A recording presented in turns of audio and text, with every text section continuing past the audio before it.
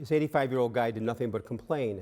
Complained about his wife, his kids, the grandkids, the neighborhood, everything. So he's riding the donkey into town and starts complaining about the donkey. Oh, donkey, you smell, you're old, you're slow.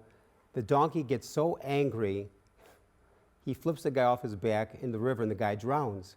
Now the widow is at the old man's wake, and a priest in the corner notices that every time a man comes up to the grieving widow, she shakes her head no.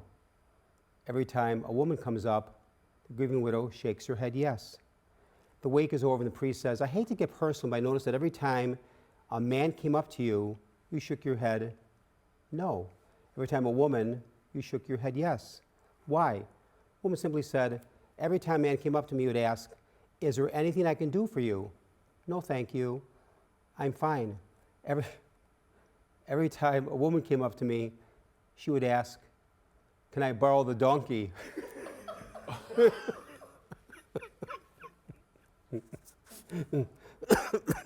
That one jokes me up. It's so easy spending our whole life complaining and focusing on what I do not have, that we may forget the many great gifts from God we already possess.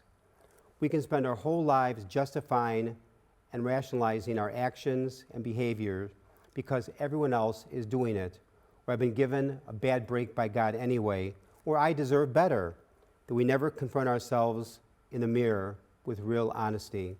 We can spend our whole lives kidding ourselves and thinking, I'll make changes in my life starting tomorrow, realizing tomorrow becomes another yesterday. We're also good at procrastinating. We listen in today's gospel, for everyone who exalts themselves shall be humbled, while the person who humbles himself shall be exalted. There was a group of people who gathered for the first time to investigate the cave of truth. It was a very long and very deep cave with many twists and turns that needed the help of a guide to get people through this cave of truth. So the guide asked this group of people who were ready to go into the cave, how far do you want to go into the cave? How far do you want to go into this cave? So the group of people went off by themselves and discussed it. They returned a little while later and said to the guide their answer, take us just so far into the cave we can be said to have been there.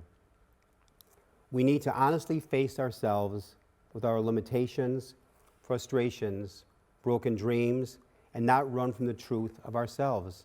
And with humility, ask the Lord to change us, transform us into his disciples.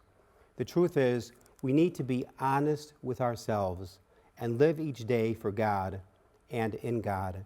With a repentant heart, be able to say like St. Paul, I have fought the good fight, I have kept the faith. There's a beautiful line that goes like this: no one can go back and start a new beginning, but starting today, we can make a new ending. Or the other one I so beautifully love, no matter how many steps we take away from God, it only takes one step to get back to God.